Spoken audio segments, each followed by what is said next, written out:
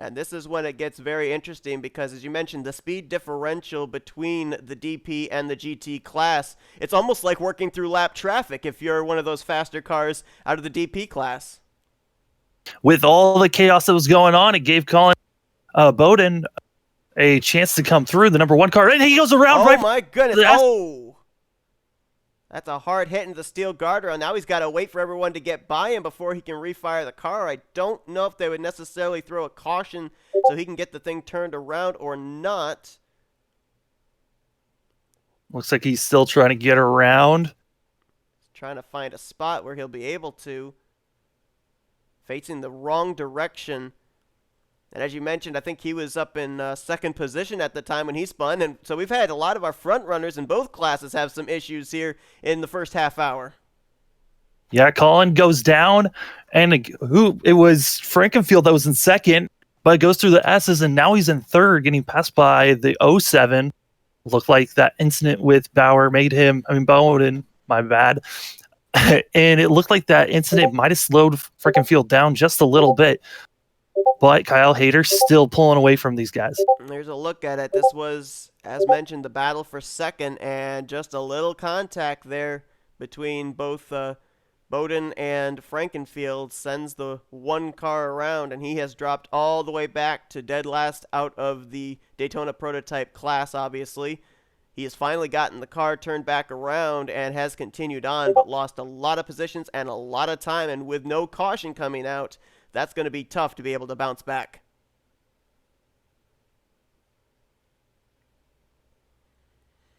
Now, as we mentioned, the first and second place cars of the GT class, with them getting involved with each other, that has now turned the lead in that class over to the 12 of Brian Zabletsky.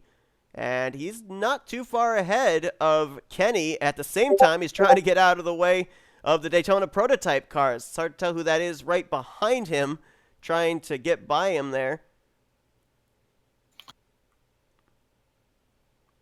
Looks like that is Brent Jones that's getting by him now. And these are the last couple of prototypes, so now they've only got a few more. I believe the last prototype that they need to get by is going to be Ralph Just.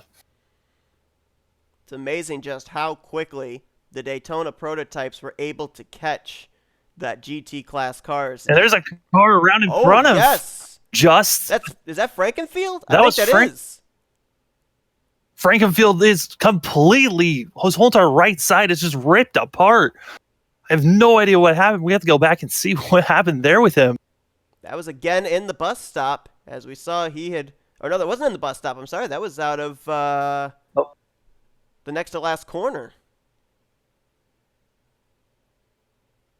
Looked like he was trying to correct his car. Corrected. This 06 got involved, and multiple cars were involved in this incident. Oh, wow. Yeah, you're right. Hard hit right there to the... Looks like the 91 got the worst of all of that, flipping his car. That was that contact that between Frankenfield and Johansson was right into that right front area.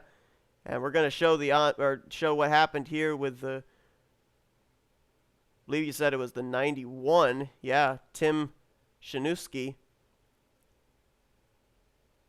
Watch here as we're on board him, and there's just nowhere to go. Oh my goodness! Wow, up and over. Amazingly, that didn't bring out a caution. I'm not necessarily sure with this being a timed race if they would throw full course yellows.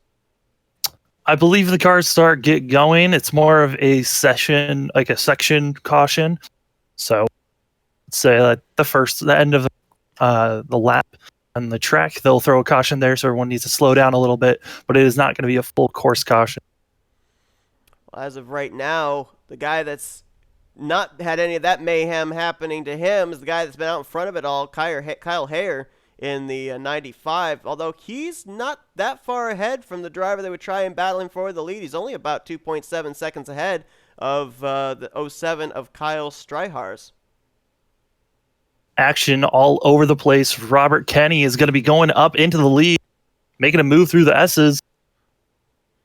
Now should we make the disclaimer now, because this is it's got the name of Robert Kenny, but it actually isn't Robert Kenny driving the car. Yeah, there was a little bit of mishap that happened with the name, and he gets a little loose coming out of bus stop and puts his car into the wall. And coming off that bus stop, there is not a steel guardrail, there is not a safer barrier, it's a tire wall. And that kind of a wall just rips the car apart, no matter how light the contact may look. Here it was, you see right there, no rear grip going through the latter section of the chicane. Locked the brakes up, trying to keep it straight, but just all that momentum carries him into the tire wall. And that was, again, another driver that was leading their class.